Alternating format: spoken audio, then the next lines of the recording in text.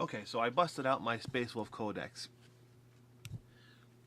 Here we go. And looking at it, I'm glad I did this because it's actually got all the shoulder markings for the different packs. And Long Fangs have either a Space Wolf Gray or a white right shoulder pad with either like wolf skulls or geometric shapes. So that's good. I'll think about that as I work on the Long Fangs. And the left shoulder pad is the company shoulder pad, and I think I'm gonna go traditional here and use Ragnar Black Mane's Great Company shoulder pad. That's just the standard one. Although I do kind of like Logan Grimnar's as well, the Howling Wolf with the moon behind it. And of course, there's a red one too. I don't know. I'll have to decide about those. I'm not going to make that decision till later. We'll see how I feel. In some cases, warriors render their Great Company markings in colors matching their pack markings. So I can do like yes, I can do the pack marking. Like if I'm using Ragnar's wolf insignia, I can do it on the same blue shoulder pad that matches my Long Fang pack. Good stuff. Good to know. It's good to have the codexes, by the way. So now that I know that, I can get back to work. What are you doing? Someone came to visit. But I need batteries. You need batteries? What kind of batteries? I'll be right back. All right. I had to get the boy batteries. Reset my camera here. Okay. So, look. Girl Scout cookie. It's Girl Scout cookie time. So, here we go. Back to work. Now, the so far the Fang, my paint has been agreeable. It's not too thick, it's not too thin. It's like perfect right now coming out of the pot to do this base coat. So I'm not going to worry too much about it.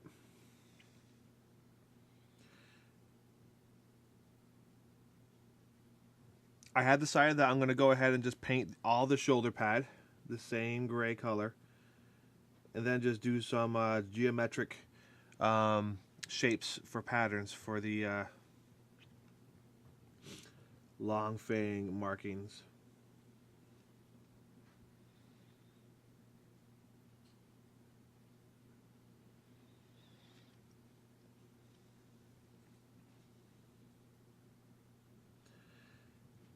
And resist that temptation to really load the brush. Take your time. There's a trade-off between time invested and quality return. And the biggest problem that most dudes have is they don't want to put the time into their work. And then they get upset with the returns. You know, the guys ask me, Jawa, how come my stuff doesn't look very good? Can you please help me? And I ask them how much time they spend painting their models. And sometimes just a matter of minutes. 15 minutes, you know.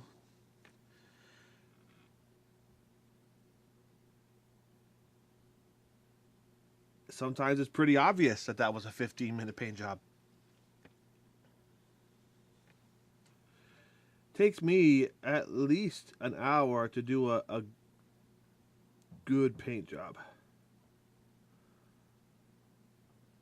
I'm focusing on not getting the paint into the recessed crack there, that rectangular shape, and also making sure I have a thin application of paint.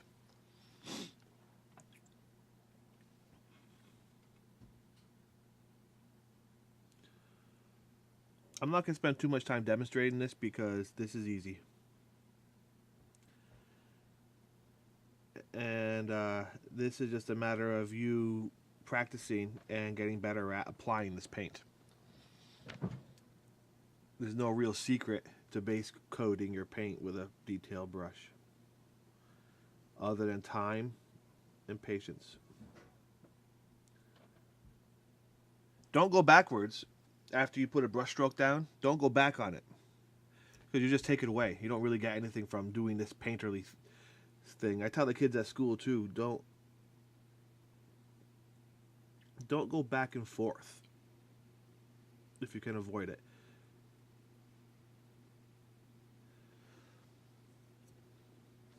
You know, you give a kid a paintbrush and their temptation is to just dab away with it.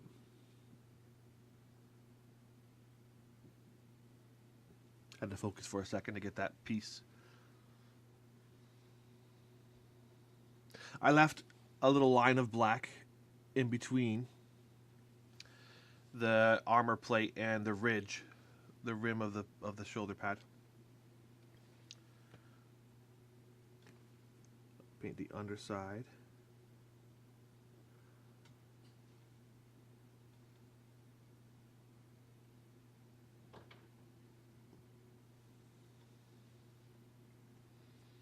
I would love to do a Space Wolf army. Actually, at Mechanicon, a guy won Best Painted last November. Mechanicon's a local tournament in New Jersey, and he won with a Space Wolf army. They weren't painted Golden Demon or anything like that at all.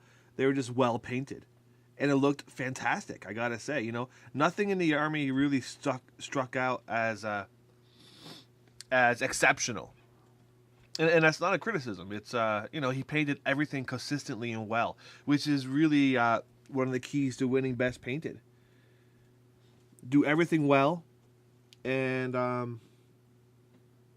you got a chance. Consistent. He had all the squad markings down, and everything looked good. All right, so I'm going to go ahead and finish this off cam because I could just do it faster, and I want to get him moving. So get your armor plates painted. Base coat the Fang. More to come.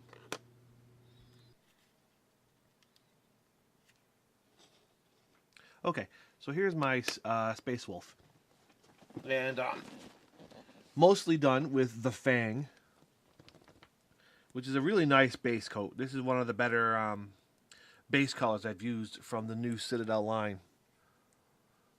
It covers nicely. It's got a nice opacity, which means you can't really see through it. You don't need a lot of it to make it cover the black, which means it has a lot of pigment in it. So it's a good color. And I think the old version used to be Shadow Gray. Then they had I think it was Fenris Gray was the old GW Foundation paint, which was the same hue color. And now we have the Fang, which is probably the best of the three. So right now I'm just going over and I'm reinforcing some of the areas that I may have, sorry for being off cam, I may have missed. I'm going to actually paint in that black line around the inside of that shoulder plate.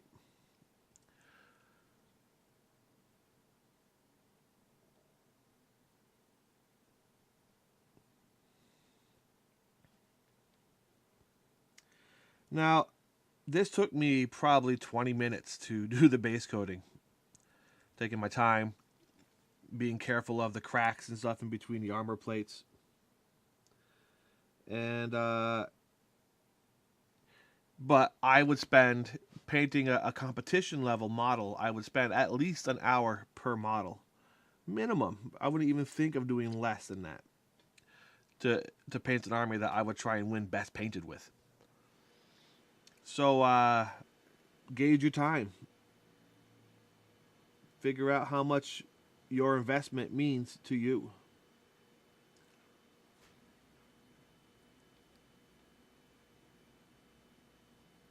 I'm just covering up some final touches here. I'm going to have to go back in and do some retouching on some of the spots here.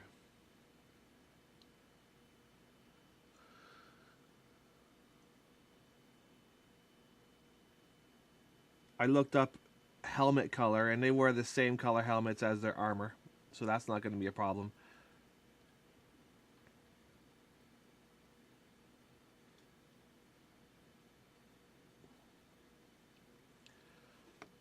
I wonder how many Space Wolf players even bother to think about shoulder pads and heraldry and insignias and all that. You wonder. So, all right. Wash that brush, let him dry, come back in a few. Here we are. Space Wolf, next layer, Rust Gray.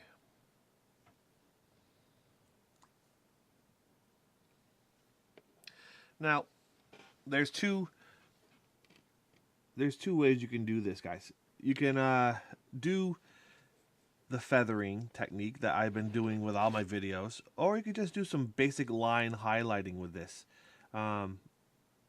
Both will work. I'm going to try some feathering, though. Let's see what we can do. You're going to drag, after it's a little dip into the paint, you're going to drag it across and then blend it in. Don't let it sit too long on the brush. It dries fairly fast. So now you drag it across the edge, then you just back and forth, laying the brush down against the model, kind of gyrate the brush back and forth, then pull it down. Eventually, all the paint will be used up, leaving a nice fade.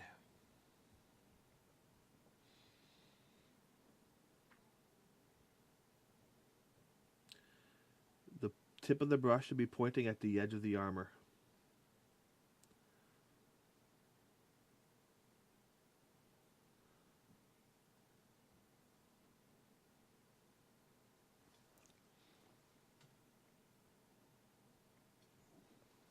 I'm painting straight from the pot.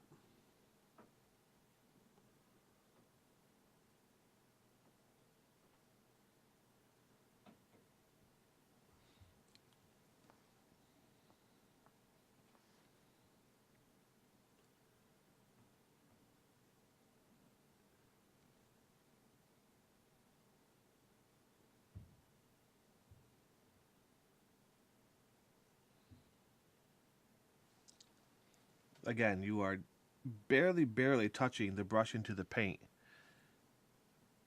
Then resting the edge of the brush against the edge of the armor, and then pulling it back.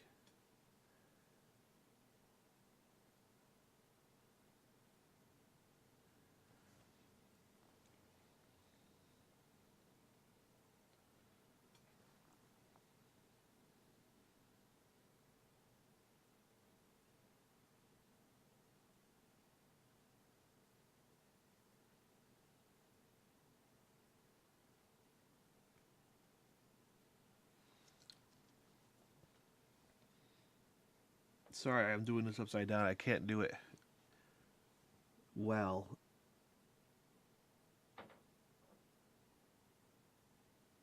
At an angle that can be easily seen on camera.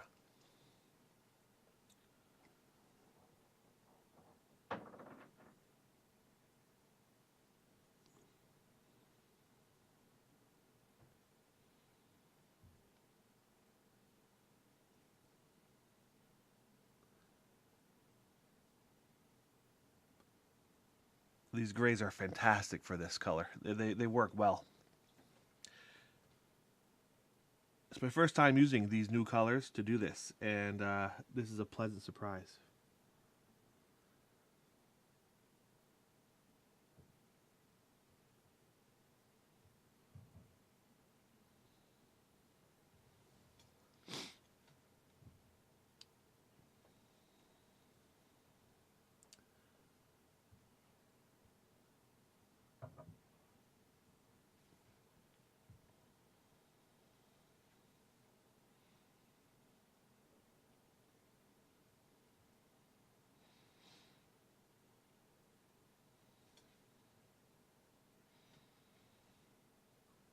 Be careful, don't fall into the trap of getting too much paint on your brush and trying to go too fast, just because you're working on a bigger area, like this shoulder pad.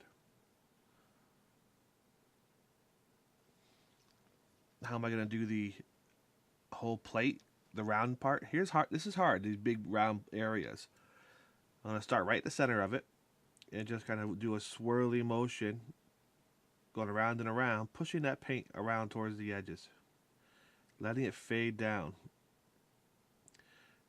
Anywhere that there's a hard edge, you want to just kind of blend over that, fade over it, feather over it. All the same words, interchangeable here. What you want to happen is the color to be thickest at that curvy spot right here, but then get a little bit darker as it fades away down into the recessed areas.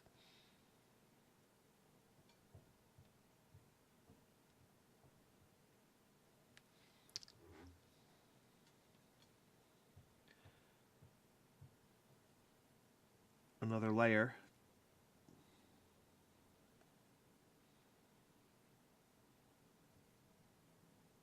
Should have waited a second. I actually painted away some of my fading I just did. We'll let that dry and come back to that one.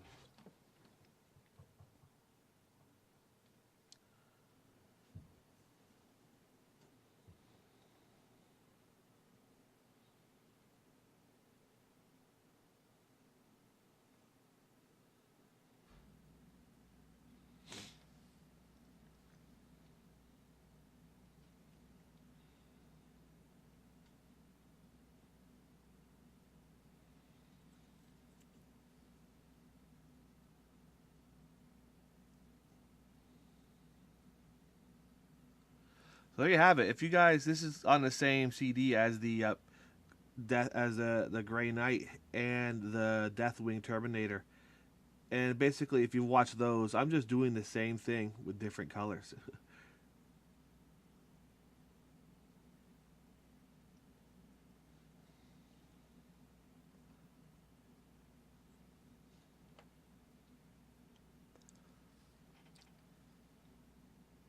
But if it ain't broke, don't fix it. You know what I mean? You know what I mean, Jelly Bean?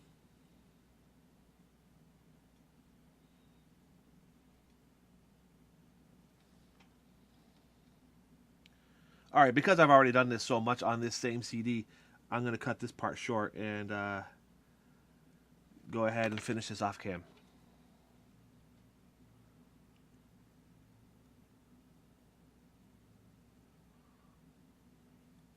At this point, after watching those two, you should have a pretty solid understanding of this concept.